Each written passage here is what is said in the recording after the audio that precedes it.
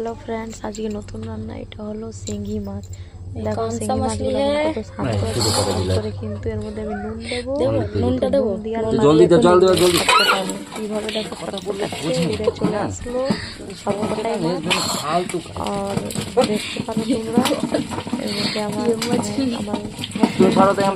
দিয়েছে। আমাকে ঝিন্দা মাছ ছুঁতে অনেক ভয় লাগে, তার জন্য আমি কিন্তু ছুঁই না। তার জন্য আমার করো, উঠাও, কিভাবে করবে করো, আমি একে মারতে পারবো না। আমি শুধু নুন দিয়ে দিয়েছি, তুমি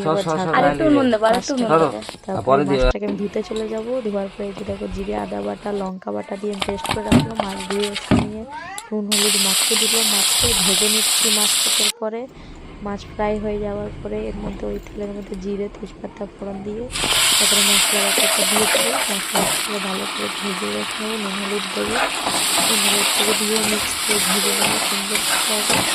ভালো করে মশলা ভাজা হয়ে যাবে, যতদূর না এখানে তেল ছাড়ছে মশলাকে ততদূরই ভাজতে পারবো। মশলাটা কিন্তু তেল ছেড়ে দিয়েছে। এরপরে কিন্তু আমি এখন আলু ভাজা রেখেছি, সেই আলু ভাজাটা দিয়ে দিচ্ছি। আলু ভাজা তেলটাও ভালো করে ভেজে নিচ্ছি। আলু ভালো করে ভাজা হয়ে যাবে। তারপরে এর মধ্যে আমি কিন্তু আলুটা একটু সেদ্ধ কম হয়েছে, সেখানে একটু ভাজার পরে এর মধ্যে আলুটা একটু সেদ্ধ হয়ে যাবে। জল দিয়ে দেবো, জল দেওয়ার পরে জল ফুটিয়ে নিচ্ছি।